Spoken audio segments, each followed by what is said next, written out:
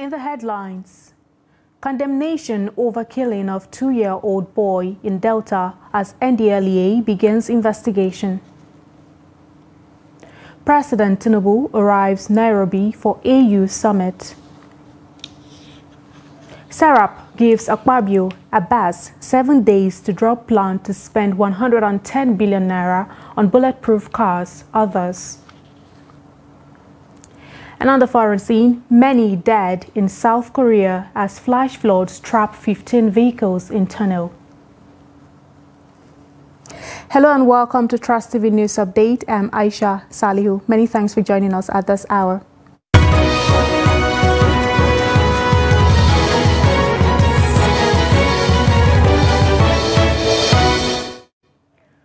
We begin in Asaba, the Delta State capital, which is in shock following the death of a 2-year-old boy, Ivan Omoriakobe.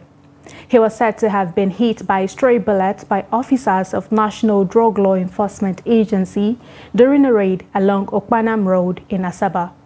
Jonathan Awanyai files in this report. According to eyewitnesses, the boy and his sister, a year and 4 months, were said to be in their mother's shop of the school when the stray bullet hit them in the presence of their mother.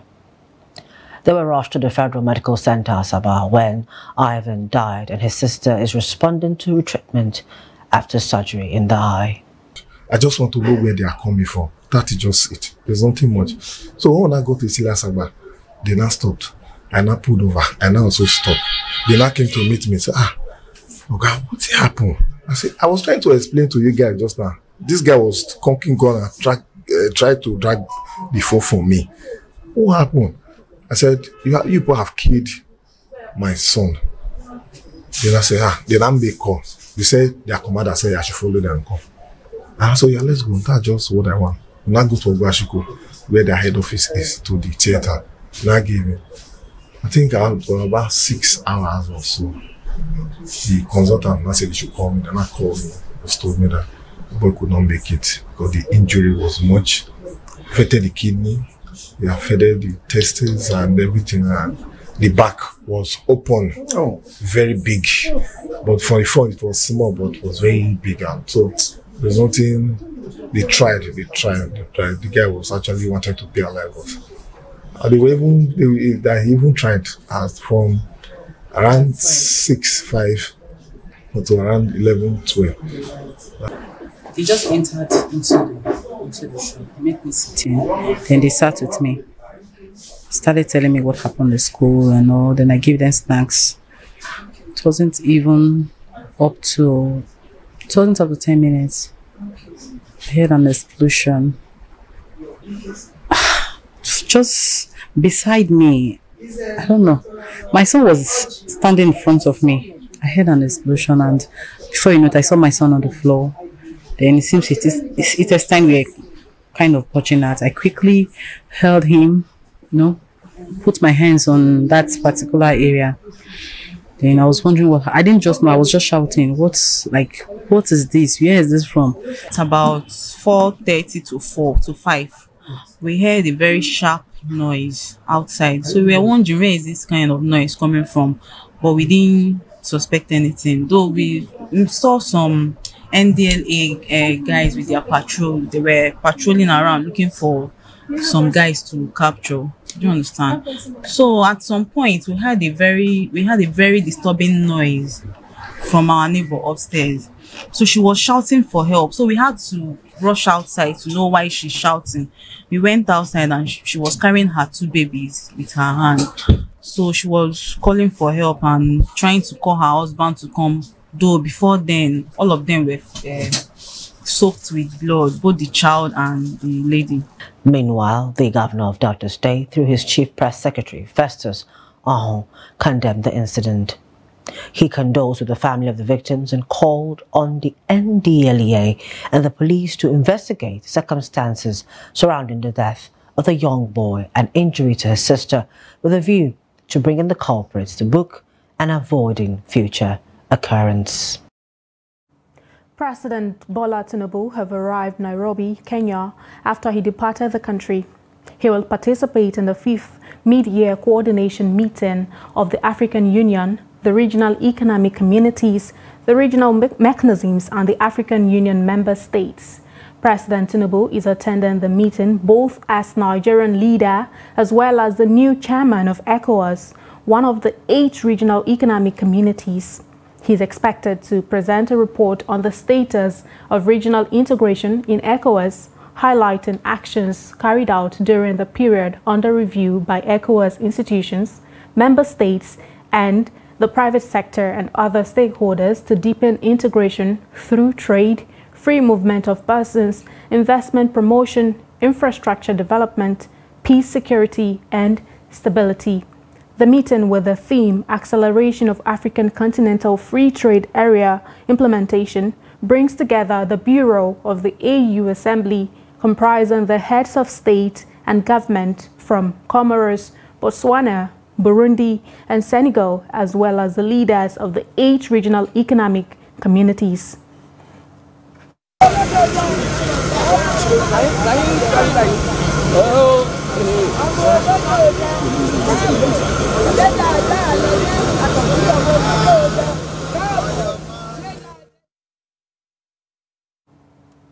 Socio-Economic Rights and Accountability Project has urged the Senate President Godswill Akpabio and Speaker of House of Representatives Tajuddin Abbas to drop the scandalous plan to spend 40 billion naira on 465 exotic and bulletproof cars for the members and principal officials and 70 billion naira as palliatives for new members. Serap urged them to repeal the 2022 Supplementary Appropriation Act to reduce the budget for the National Assembly by 110 billion naira, reflect the current economic realities in the country, and address the impact of the removal of fuel subsidy on the over 137 million poor Nigerians, according to reports. While 70 billion naira support allowance is budgeted for 306 new lawmakers, only 500 billion naira worth of palliatives is budgeted for 12 million poor Nigerians. 40 billion naira is also allocated to buy 465 sports utility vehicles and bulletproof cars for members and principal officers. In the letter dated 15 July 2023 and signed by Serap Deputy Director Kolawole Oluwadare, the organization said this travesty and apparent conflicts of interest and self-dealing by members of the National Assembly must stop. Serap said it is a fundamental breach of their judiciary duties for members of the National Assembly to arbitrarily increase their own budget and to use the budget as a tool to satisfy the lifestyle of lawmakers. The Nigeria Civil Aviation Authority has issued an all-operators letter alerting airline operators over fuel contamination incidents in the aviation industry. This followed a recent discovery of a huge volume of water in the fuel tank of one of the aircraft belonging to Max Air, which operation of all Boeing 737 aircraft in its fleet was suspended last week.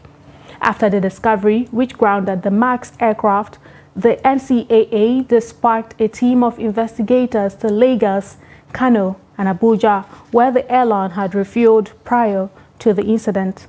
Amidst the uproar that greeted the discovery, which averted a major incident in the industry, the NCAA followed up with an AOL to alert operators of the risks and hazards associated with aircraft refueling.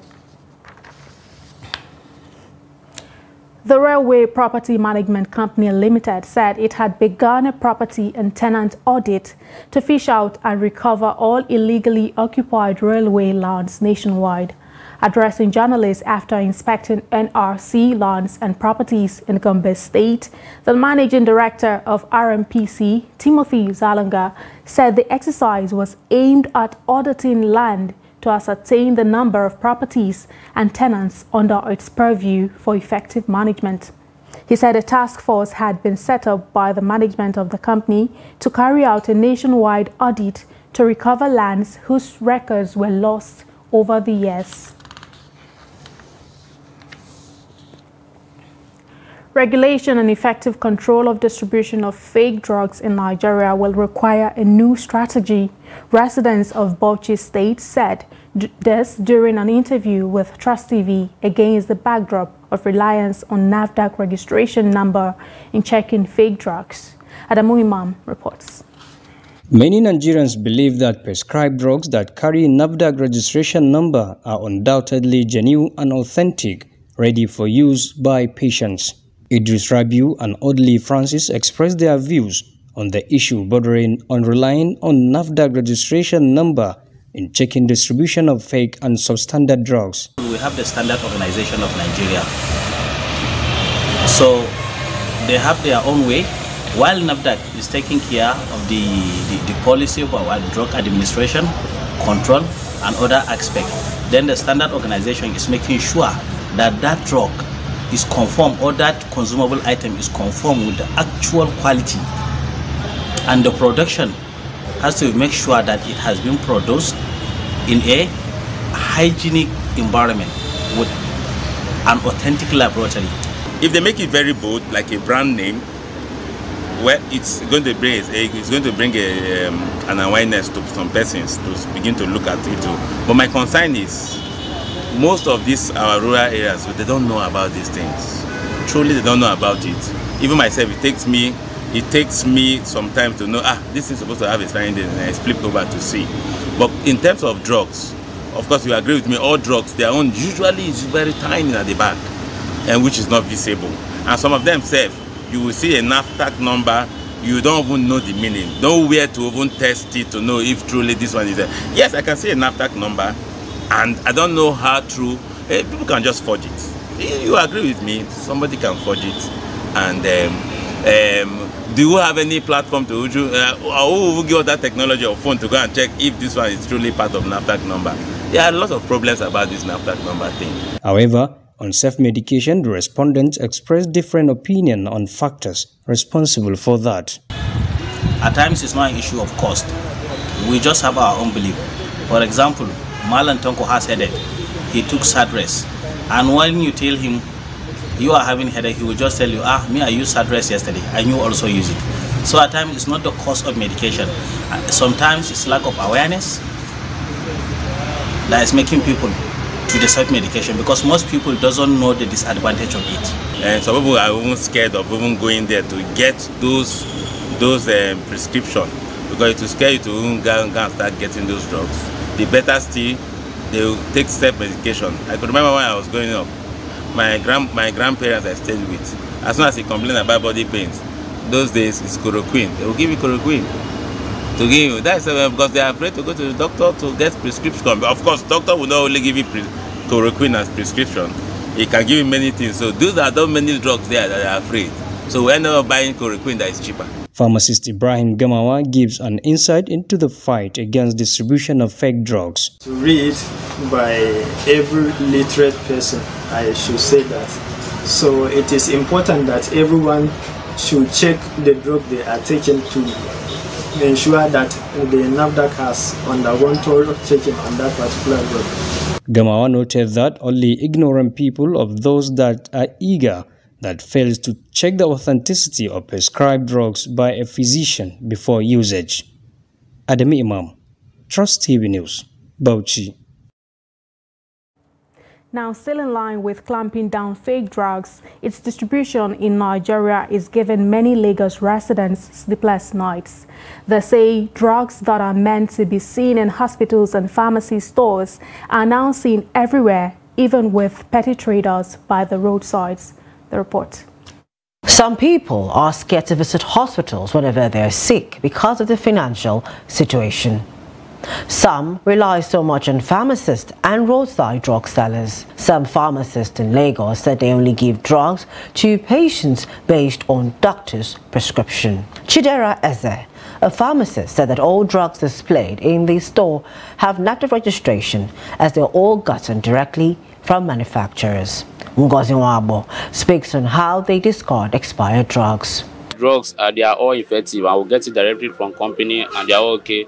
And people like the drugs. They like everything about the drugs. Very, very effective. A shop that you're managing at least in every 2 weeks or a month, you go through your drugs, check the dates.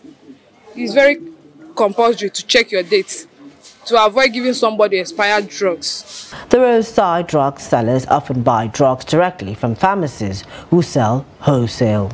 I go to the pharmacy and tell them, see what is wrong with me. They will not know the medicine to give to me. I don't normally describe the medicine they will give to me. I normally tell them how I'm feeling. So they normally give me drugs to take on. For the roadside, I will go to the roadside and tell them, madam or sir, I need medicine for this, I need medicine for that. They will now come and give it to me. I will now leave. I normally patronize them because all their things is good. The same thing on the side and the other side. All of them is good, and they have their number, normally NAFDAC number. It's not today, it's not tomorrow, it's for years. Citizens are advised to always get doctor's prescription on any drug they must take so as to guarantee their health.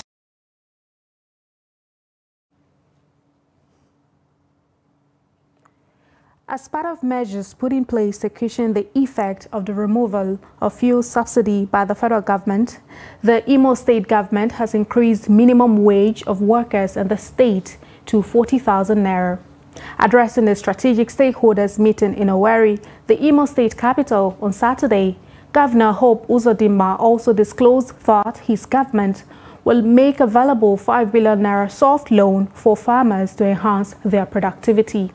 The governor further reeled out some other measures that will ameliorate the sufferings of Imo people in all sectors. The governor said there shall be an immediate upward review of salaries and wages of workers in the state. The minimum wage is hereby raised to 40,000 naira with discretionary consequential adjustment of other levels. President Bola Tinubu had on May 29, 2023, during his inauguration, removed subsidy payment on petrol, with the pump price per litre of the vital commodity jumping from 184 naira to over 500 naira.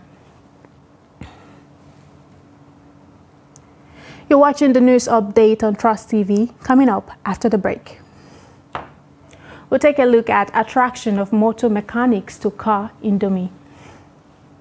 This and more stories to come after the break. Don't go away. We'll be right back.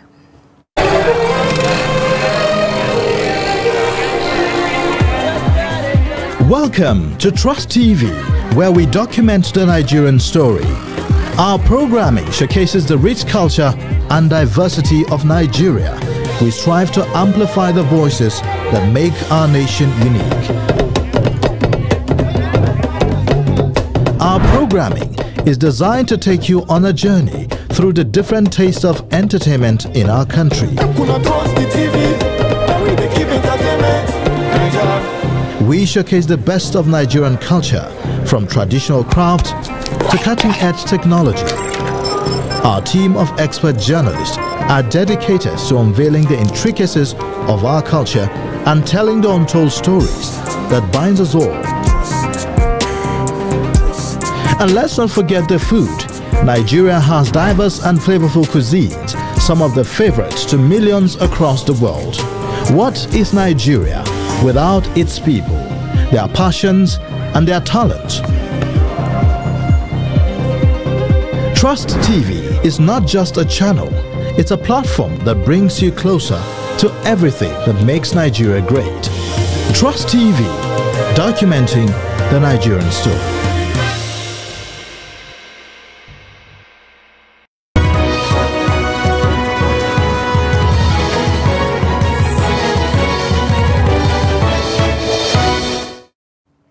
Welcome back. If you're just joining in, this is the news update on Trust TV. Let's take a look at some of our top stories.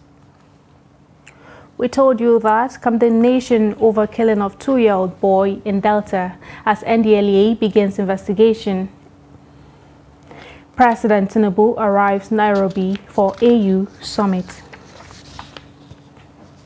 Moving to other stories, as part of efforts against desert encroachment, National Agency for Great Green Wall has launched a technology that will assist tree seedlings to hold water moisture for the period of 1 year.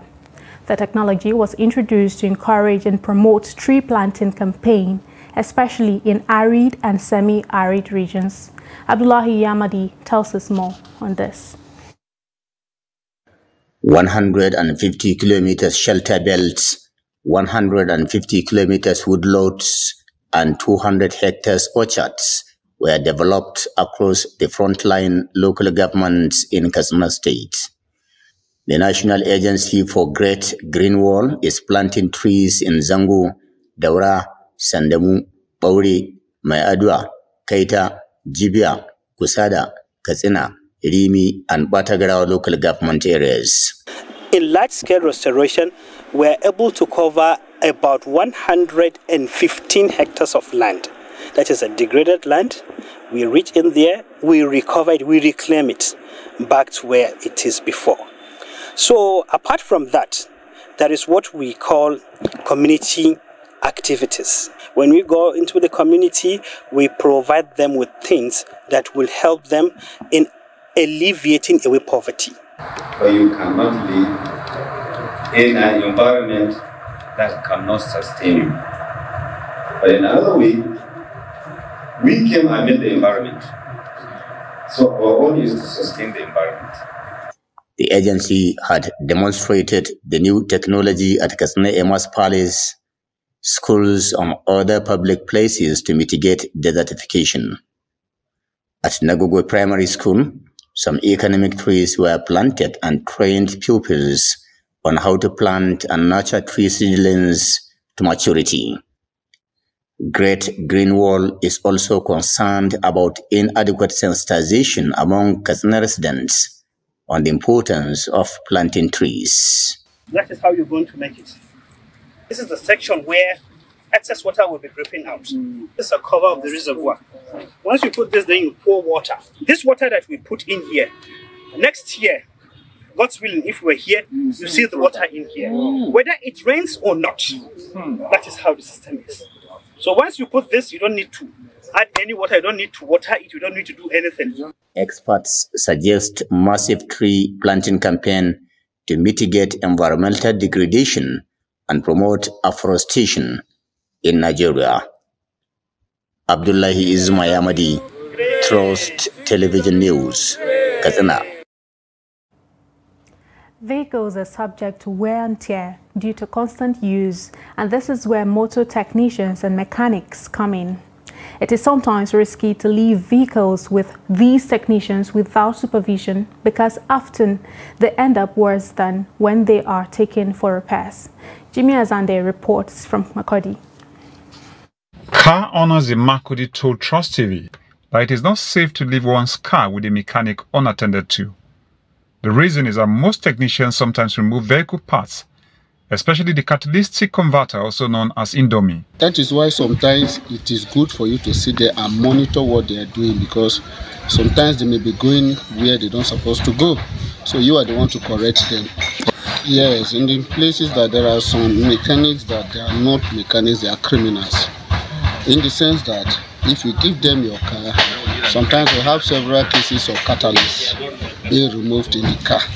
They will leave what you give them and do. Sometimes you will not discover that your car does not have catalyst again because they vandalize it. Some mechanics on their part said the trend of stealing from cars is a new development. It's not a good thing for a mechanic to or to do that because it damages somebody's image and somebody's workshop. If they know you doing that kind of a thing, it's not a good thing. People will run away from you. Well, people accuse mechanics of removing than do me, but sometimes when they go forward, they find out it's not removed from here. Sometimes it's removed from here. We don't know what they used to do with it. They only need it. So we don't know actually what they used to do with it. On why the catalysts are targeted by some mechanics, car importers and car dealers, they said it contains elements that are valuable and expensive. A major function of the catalytic converter is to control emissions. The emissions of gases from the exhaust of the vehicle. Why there's so much interest in this catalytic converter by some criminals to steal it, and it's because of there are some precious metals. It contains some precious metals like palladium, radium, and platinum. but those metals are in trace amounts. You need to steal the catalytic converter from several vehicles before you can get a substantial amount of those precious metals that can yield you a fortune. Unlike other car components like battery, most people did not notice when this catalytic converter or Indomie is removed from their car. Jimmy Azande, Trust TV News, Makurdi. Now, away from Nigeria, rescue workers in South Korea have recovered 7 bodies from a bus trapped in a flooded underground tunnel, according to media reports, as days of torrential rains caused widespread flooding, landslides, and the overflow of a major dam. Officials in the central town of Osung told the Yonhap news agency on Sunday that rescue workers recovered an additional 6 bodies from the 685-meter-long tunnel as they scrambled to reach several people who remained trapped there. The 4-lane underpass became inundated on Saturday when the banks of the nearby Miho River collapsed following 3 days of heavy rain. The deluge swept through the tunnel too quickly for people to escape, according to media reports. Officials said rescue workers recovered 1 body from the tunnel on Saturday and saved 9 people who survived by clinging to the sides of the guardrails around the tunnel, according to the Korea Herald newspaper. There were 15 vehicles, including the bus and 12 cars, trapped in the tunnel, and a total of 11 people had been reported missing on Saturday. Still on the foreign scene, tens of thousands of protesters have rallied in the streets of Tel Aviv and other Israeli cities, promising days of disruption as Prime Minister Benjamin Netanyahu's far-right government advances plan to overhaul the judiciary. The rallies on Saturday marked the 28th straight week of demonstrations against Netanyahu's plan and come days after his government gave initial approval to a key bill which is part of the overhaul. The bill, which was approved in its first reading, would reduce the reasonability clause through which the judiciary can strike down government decisions. It would also give the government a greater say in the appointment of judges. The bill still needs to be approved in 2 more votes expected by the end of the month before it becomes law. In Tel Aviv, protesters unraveled a large banner reading SOS and threw paint powder into the sky, streaking it pink and orange. And that wraps up the news update at this hour. Don't forget to follow us across all of our social media platforms for more news, updates, programs, and documentary. I'm Aisha Salihu. Thanks for joining us.